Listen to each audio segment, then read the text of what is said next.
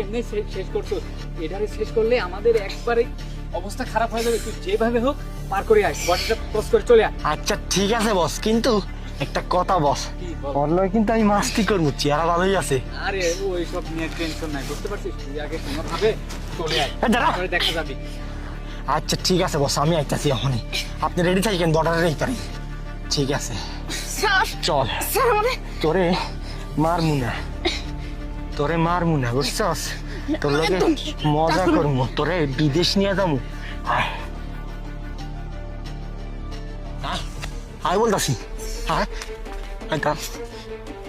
কি ব্যাপার, এই জায়গায় তো পুলিশ এই জায়গায় কেমনে আইছে?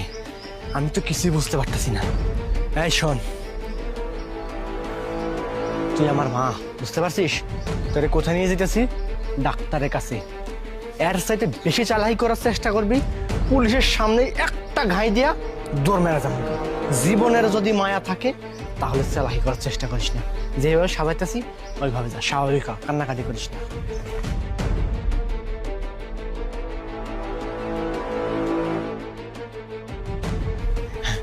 আসো মা, আসো আসো। জি ম্যাডাম বলেন। চেকিং হচ্ছে এখানে, এটা কি আপনার? এটা আমার মা হয়, ওনার খুব সমস্যা ম্যাডাম, ওই জন্য একটু যাচ্ছি ওই সামনে একটু ডাক্তার দেখাইতে। ও, বুঝতেছেন, এটা সামনে কিন্তু বর্ডারের কাছে। দেখে কেমন যেন মনে হচ্ছে, একটু সন্দেহজনক। কি বলতেছেন ম্যাডাম? মা তুমি কও না তোমার অসুখ না, কও। এই যে বলো